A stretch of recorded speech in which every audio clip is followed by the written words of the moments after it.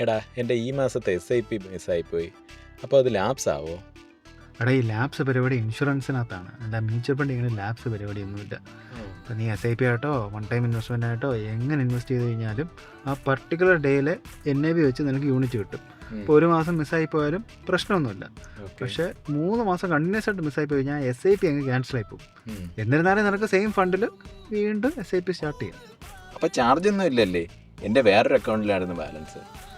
Charge mutual fund ഒന്നും പിടിക്കത്തില്ല. പക്ഷേ നിൻ്റെ ബാങ്ക് SBI ഇല്ലേ, അവർ ഒരു ചെറിയൊരു ചാർജ് പിടിക്കും. അതെന്തോന്ന് പരിപാടി?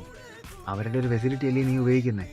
അതിന് അപ്പോൾ ആ ഇൻസഫിഷ്യൻറ്റ് ബാലൻസ് കൊണ്ടാണല്ലോ, അതുകൊണ്ട് അവരൊരു ചാർജ് ഡിഡക്റ്റ് ചെയ്യും. അയ്യോ, അങ്ങനെയാണെങ്കിലേ ഈ പെട്ടെന്ന് ഇതങ്ങ് ചെയ്താൽ പോരെ? ഇപ്പം ചെയ്തിട്ട് കാര്യമില്ല, അത് ഓൾറെഡി പോയി. അയ്യോ, എന്നാൽ പിന്നെ ആമസോണിൻ്റെ കാർട്ടിൽ കുറച്ച് ഐറ്റംസ് ഉണ്ട്, അത് മേടിച്ചേക്കാല്ലേ. എന്നാൽ പിന്നെ ആശംസകളിൽ നിന്ന് മാറ്റിയിട്ട് ആദരാഞ്ജലി നോക്കാം, നല്ല രസമുണ്ടാവും.